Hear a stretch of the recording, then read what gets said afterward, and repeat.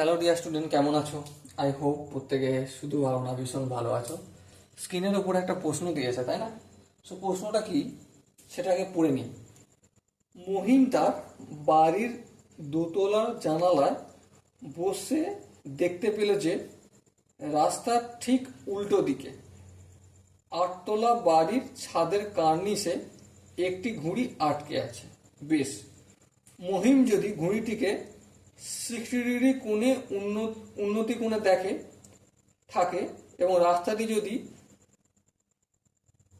10 √3 metre চওড়া হয়, তাহলে রহিম যে জানালায় বসেছিল মাটি থেকে তার উচ্চতা যদি 4 মিটার হয়, তবে আটতলা বাড়িটির উচ্চতা কত?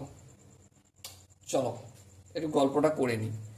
সাপোজ মনে করো এই হচ্ছে রাস্তাটা চওড়া, ঠিক আছে? বেশ, রাস্তাটা চওড়াটা দেখো কোশ্চেনে বলে দিয়েছে, কত বলে দিয়েছে? 10 √3 মিটার। আমি মিটারটা লিখলাম না, তোমরা লিখবে কিন্তু, ঠিক আছে? আর সাপোজ এই বাড়ির দোতলার জানালা থেকে দেখতে পাচ্ছে, তাই না? আর রহিম যে জানালা বসেছিল মাটি থেকে তার উচ্চতা হচ্ছে 4 মিটার। সাপোজ মনে করো এখান থেকে এখান পর্যন্ত হচ্ছে দোতলার জানালা, আর এখান থেকে এখান পর্যন্ত দূরত্ব হচ্ছে 4 মিটার। মিটারটা লিখলাম না, ওকে? আর এখানে সাপোজ মনে করো এই আটতলা অট্টালিকা রয়েছে। বেশ, এই আটতলা যেখানে রয়েছে ছাদের কার্নিশ, এখানটায় ঘুড়ি আছে। হ্যাঁ, ঠিক আছে। মহিম যদি ঘুড়িটিকে উন্নতি কোণে দেখে, উন্নতি কোণে যদি দেখতে হয়, তাহলে এইখান থেকে এখান পর্যন্ত একটা ভূমির সঙ্গে অনুভূমিক রেখা টানলাম, তারপর এদিকে দেখতে থাকলো। সো এখানটা যত ডিগ্রি কোণ উৎপন্ন করেছে সেটা কত ডিগ্রি? 60 ডিগ্রি। সো আমাকে বলতে হবে এখন এই আটতলাটার উচ্চতার কত, মানে এখান থেকে এখান পর্যন্ত উচ্চতাটা কত। দেখো, প্রথমত এখান থেকে আমি নাম দিই, এটা এ দিই, এখানটা নাম দিই বি, এখানটা সি, এখানটা ডি, আর এখানটা ই। দেখো বিসি এর দূরত্ব কত? 4, তাহলে এখানটার দূরত্ব হচ্ছে 4, নো প্রবলেম। আচ্ছা, এ ই এর দূরত্ব তো জানি না? জানি না। তাহলে একটা কাজ করি, এটাকে এক্স ধরে নিই না? হ্যাঁ, ঠিক আছে। যদি এক্স এর ভ্যালু জেনে যাই, তাহলে অট্টালিকার দূরত্ব কোনটা? এক্স এর দৈর্ঘ্যটা প্লাস 4 মিটার, না কি বলেছে? হ্যাঁ, 4 মিটার বলেছে, এটা যোগ করে দিলে হয়ে যাবে, ঠিক কি না? হ্যাঁ, ঠিক। তাহলে এইটা আমি জানবো কি করে? দেখো, এই যে রাস্তাটা কতটা? 10 √3 মিটার চওড়া। আচ্ছা, এই দুটো তো বাড়ি সমানভাবে উপরের দিকে উঠেছে, লম্বভাবে উপরের দিকে উঠেছে।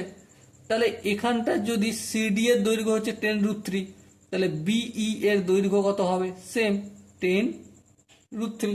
দেখো, বাস্তব জিনিস নিয়ে আলোচনা করছি আমি, এখানে কোনো টেকনিক এই ফটফট করে ইউজ করছি না।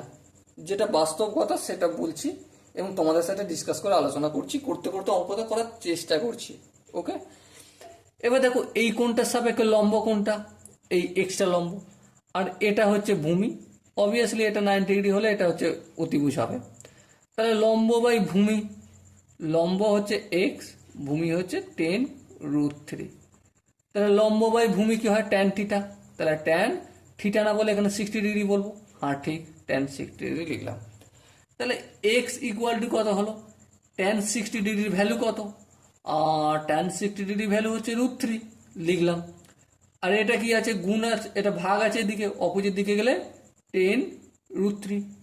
দেখো, 10-এর সঙ্গে √3 গুণ যদি হয়, তাহলে কি হবে? √3-এর সঙ্গে √3 গুণ করলে 3, আর 3-এর সঙ্গে 10 গুণ করলে 30 মিটার এক্স হলো। তাহলে এক্স এর ভ্যালু পেয়ে গেছি 30, আর মানে এখান থেকে এখান পর্যন্ত ভ্যালু হচ্ছে 30 মিটার, আর এখানটা হচ্ছে 4 মিটার।